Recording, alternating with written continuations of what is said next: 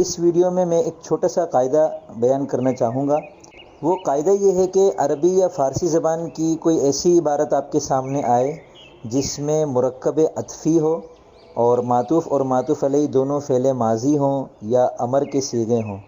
تو اس صورت میں اس کا اردو ترجمہ کرنے کا ایک طریقہ تو یہ ہے جیسے جاء زید و اکل الطعام،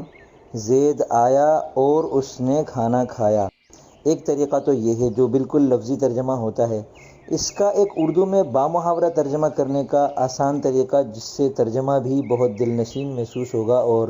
ایک رواں اردو محسوس ہوگی، وہ یہ ہے کہ زید نے آ کر کھانا کھایا، یعنی بیچ میں سے واو کو جس کا ترجمہ اور ہے اس کو حذف کر دینا ہے اور کے بجائے کر لگا دینا ہے، اور جو پہلا والا حصہ ہے جس کو ہم اصطلاحی زبان میں معطوف کہتے ہیں اس کو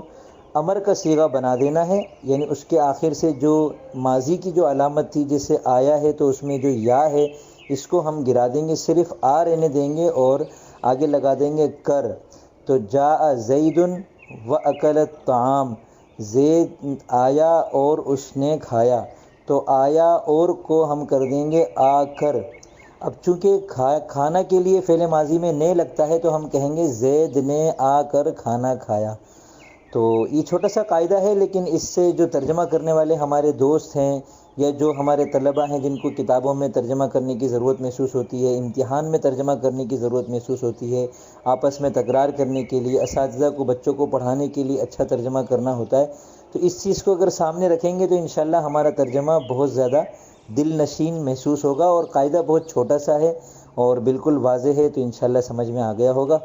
تو اب میں اجازت چاہوں گا، فی امان اللہ۔